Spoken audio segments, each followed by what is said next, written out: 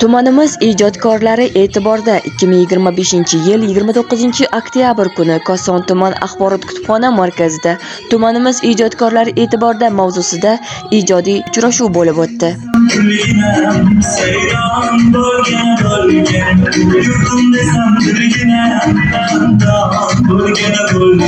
Uchrashuvda tumanning 1-9 maktab o'quvchilari, faol kitobxonlar hamda mahalliy ijodkorlar ishtirok etishdi.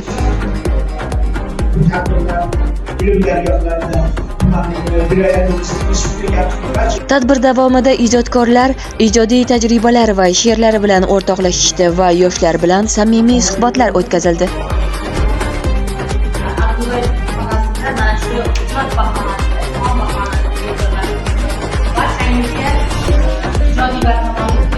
ijod qilib she'riyat ixlosmandlarini chuqur o'rgangan ijodkor ustozimiz hozirgi kunda ham.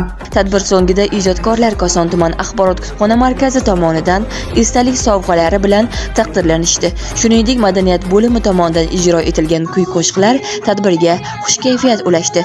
Kitob, ijod va ilhom barchamizni birlashtiruvchi qadriyatdir.